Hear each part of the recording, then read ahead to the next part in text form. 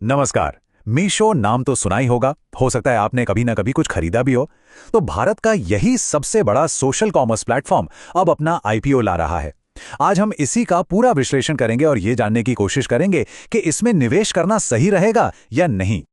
लेकिन मीशो की जबरदस्त ग्रोथ के पीछे एक बहुत बड़ा सवाल भी है जो सबको सोच में डाल देता है।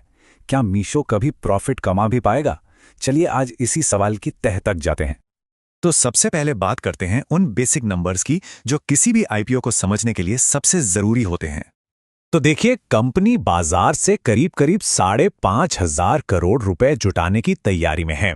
एक शेयर की कीमत 105 से 111 रुपए के बीच रखी गई है और अगर इसमें पैसा लगाना है तो कम से कम 135 शेयर्स का एक लॉट खरीदना होगा। हाँ, और तारीखें याद रखिएगा, ये आईपीओ 3 से 5 दिसंबर के बीच ही खुला रहेगा। अच्छा, अब ये समझना बहुत जरूरी है कि ये पैसा जाएगा कहाँ। तो आईपीओ का एक बहुत बड़ा हिस्सा यानी 4,250 करोड़ रुपए फ्रेश इशू है।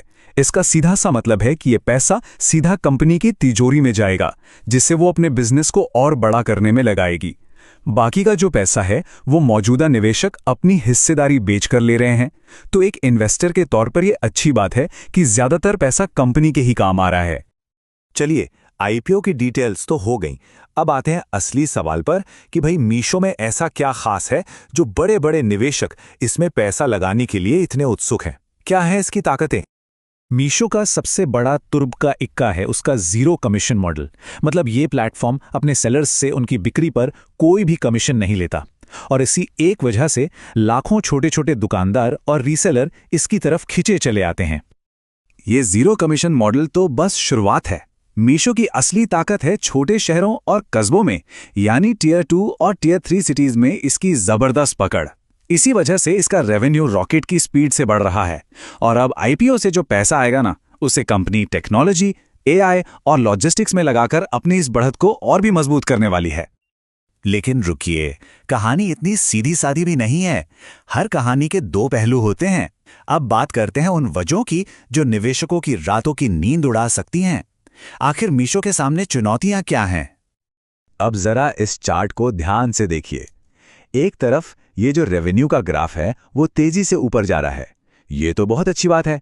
लेकिन दूसरी तरफ ये जो मुनाफे का ग्राफ है वो लगातार जीरो से नीचे है, यानी कंपनी अब भी अच्छा खासा घाटा कर रही है।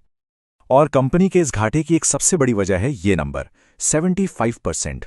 जी हाँ, मीशो के हर 4 में से 3 ऑर्डर कैश ऑन डिलीवरी होते हैं और यही कंपनी के लिए एक बहुत बड़ी सरदर्दी है। तो आप सोचेंगे कि कैश ऑन डिलीवरी से होता क्या है?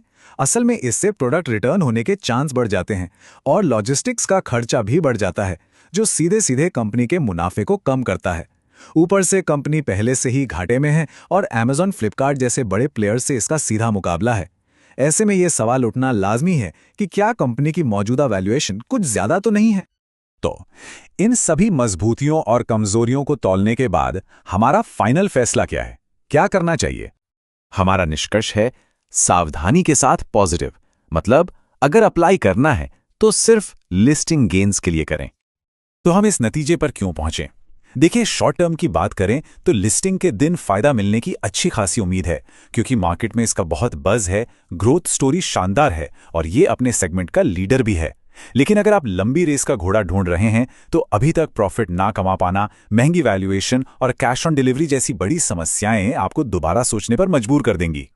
हमेशा एक बात याद रखिए, निवेश का पहला नियम है पहले तथ्य, उसके बाद ही कोई प्रचार।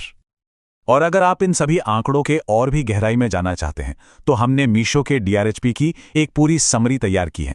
उसका लिंक आपको नीचे डिस्क्रिप्शन में मिल जाएगा। देखने के लिए शुक्रिया।